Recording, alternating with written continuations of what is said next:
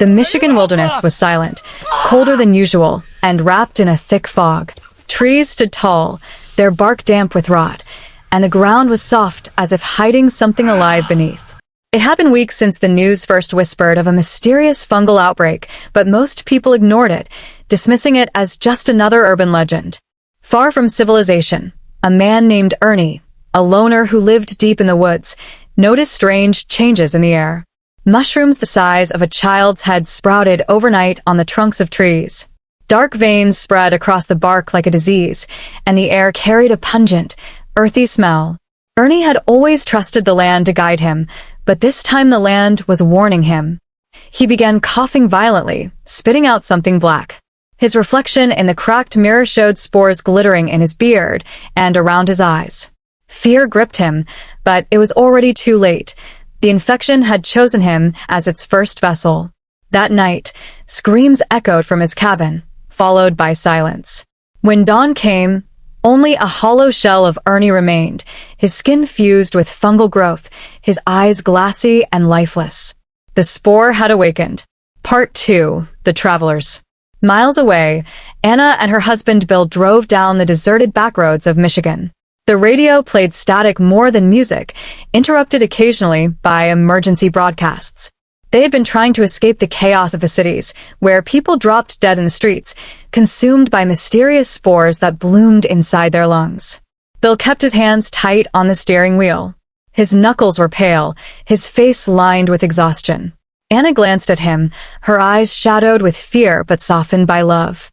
They had been married for 10 years, and in those 10 years she had never seen him so shaken. "Do you think it's safe here?" she whispered. Bill shook his head. "Nothing is safe anymore.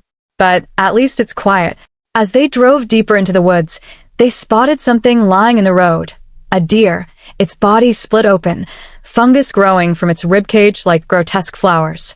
Bill swerved, barely avoiding it. Anna gasped, covering her mouth as spores burst into the air like a cloud of dust. "Keep the windows closed," Bill muttered. "Don't breathe it in."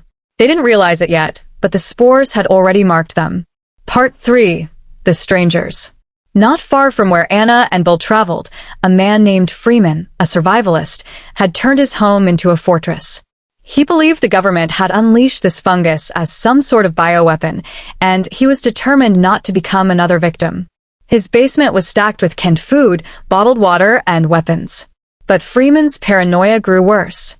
The spores weren't just outside, they were inside, creeping into his walls, sprouting in the dark corners of his basement. At night, he heard whispers like voices calling his name, but when he searched, all he found were patches of fungus glowing faintly in the dark. One evening, while checking his traps in the forest, Freeman found Anna and Bill stranded. Their car had broken down.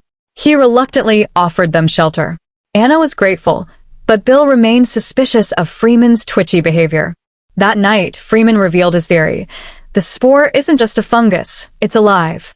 It learns, it spreads, and it wants us. It's not just infection, it's evolution. His words hung in the air, like a curse. Part 4, Infection.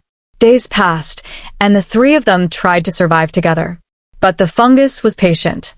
It grew silently in their water supply, in the very air they breathed. Bill's cough worsened. At first, it was just phlegm, but soon he spat out strands of black, web-like growth. Anna panicked.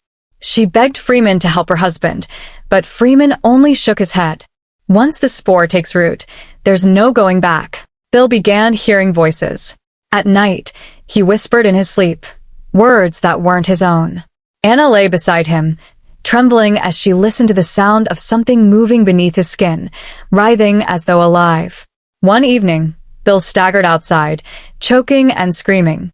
Anna ran after him, only to see his body convulse violently.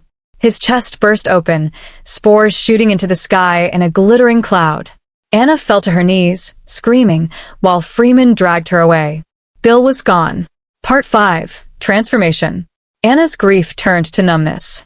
She sat in silence for hours, staring at nothing, her eyes red and swollen.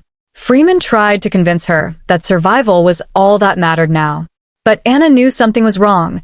Her hands trembled uncontrollably, and when she coughed, she saw black flecks staining her palm. The infection was in her too. Freeman watched her carefully, his gun always within reach. He didn't trust her anymore, and Anna could feel the distance growing between them. One night, as she washed her face, she noticed a patch of fungus blooming on her neck. She clawed at it desperately, but the skin tore open, revealing pulsing spores beneath. Her reflection in the mirror no longer looked human. It looked like something else, something waiting to hatch. Anna screamed, smashing the mirror. Freeman burst into the room, gun raised. His eyes were filled with both fear and pity. "You're one of them now," he whispered. Part 6. The End. Anna ran before Freeman could pull the trigger. She stumbled into the woods, the cold air burning her infected lungs. Her body shook violently, her skin tearing as fungal growth spread across her arms. She could hear whispers all around her, the voice of Bill, the voice of Ernie, the voice of countless others consumed by the spore. She fell to the ground, clutching her chest, gasping for air. The last thing she saw was the forest glowing with patches of fungal light, as if the entire land had become alive. Her body convulsed one last time before going still. From her mouth, spores erupted, rising into the foggy air, ready to drift further, to spread faster, to claim new hosts.